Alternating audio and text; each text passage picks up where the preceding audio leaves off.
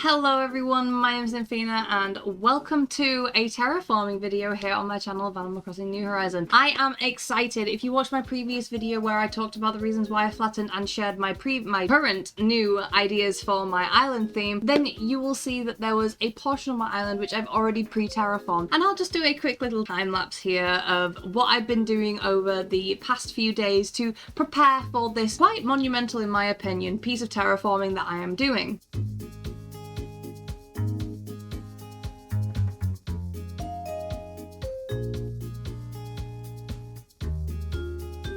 So as you saw from that quick tiny little snippets of what I've been doing, I've created this crazy big landmass, which this camera is just not doing justice to, and I apologize greatly. But what am I putting here? I'm wanting to put a really swampy core, obviously, rock garden here. I have ideas though of how I want it to be because I have been experimenting with things and I just think we should get straight into it. I have all of my designs already picked out. I have some of the furniture which I'm going to be using, so it's just going to be a little bit of a time lapse of me doing this. I think that you guys are really going to enjoy this because I think that this is going to be really grand, really amazing. I'm just excited. You know how I get. I sometimes can't articulate what I'm trying to say when I get excited. So let's just do this, shall we?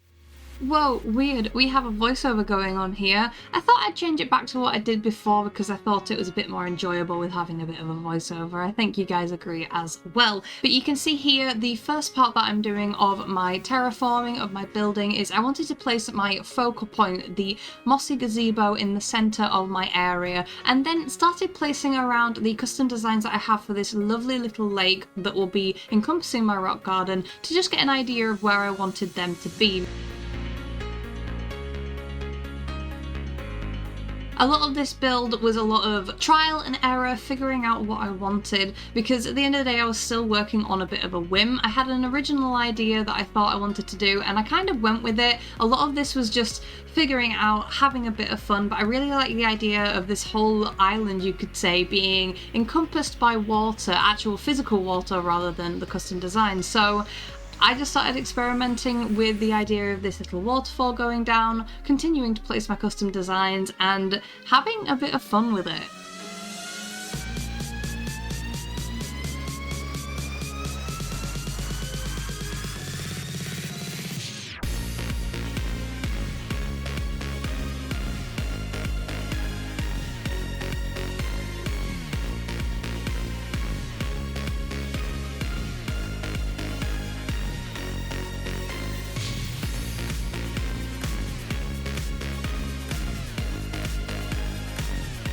Adding a few little details to the water so that it's not just completely flat blue. I thought it would be a bit more exciting. Then placing down the horrific mannequins so that I could get the rocks to spawn.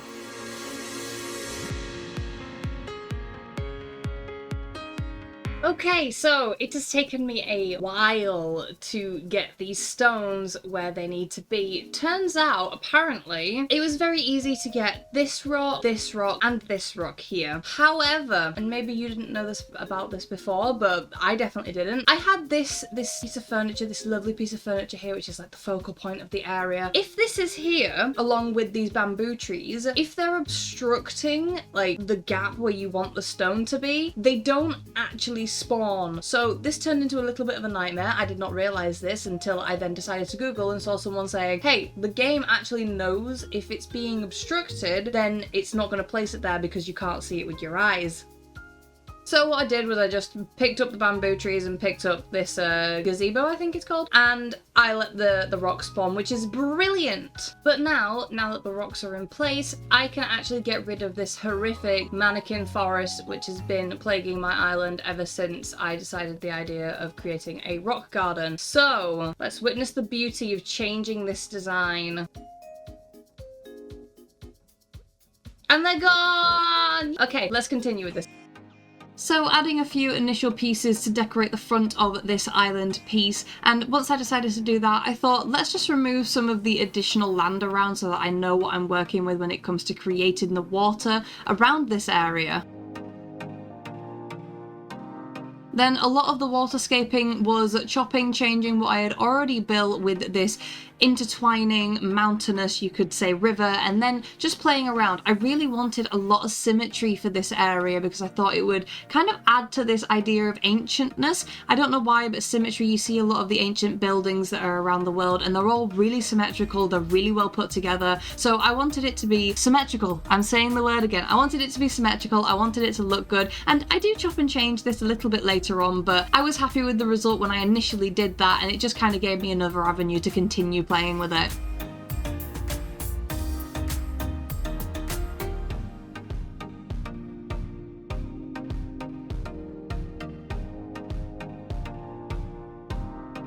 I also decided to waterscape the back end because you've got to have that little bit of additional detail. I feel like leaving it blank or flat would have been a little bit lazy, so I decided to do the back of that. It wasn't anything too crazy, a few curves, a few thin areas, a few areas to put trees down.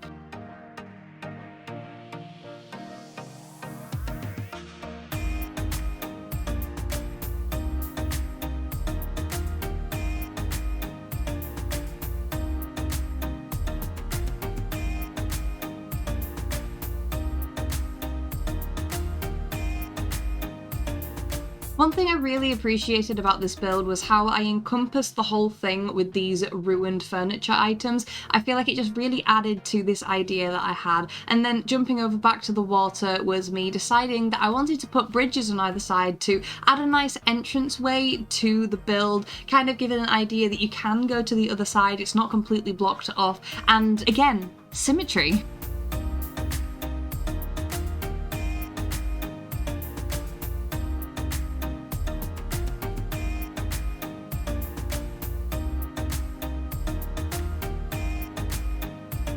Once again, I decided to encompass the back end as well with the ancient furniture, chopping and changing between the broken and the regular looking ruined furniture, just so it added a little bit of texture to the build.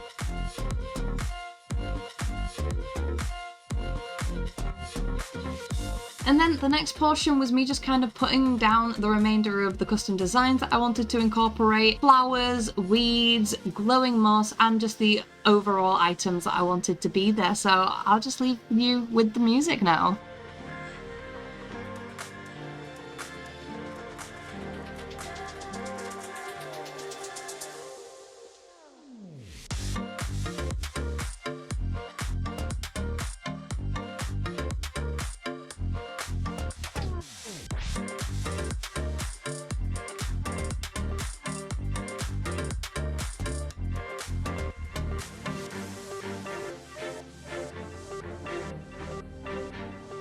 Well, this is my final result when it comes to my rock garden. I think this looks really good. I'm really happy with the way that it turned out. We have a lovely visitor up here. We have Wisp, which is just very, very fabulous. Like I said, I think that this looks really, really nice. I really like the water custom designs that I've used with this. I really like the way that the rocks are placed out. They're not too claustrophobic, you could say, and I feel like it brings a nice bit of texture towards this area. I personally really like my use of the mossy ruined furniture here. I think it gives a nice aura of ancientness to this area, as if people have left this area and let it been taken over by the gyroids, because I really wanted them to be a feature here. So you can see that some of them are just chilling, playing around, doing the things on the rocks in the water, on the rocks at the side, or just chilling on the path where you can go to get towards the main ancient gazebo. To add a bit of vertical dimension to the build as well, I decided to incorporate some of the mushroom lamps, because I felt it was quite flat. If you ask me, it was quite a flat build at first, but then once I incorporated the rocks for the vertical height,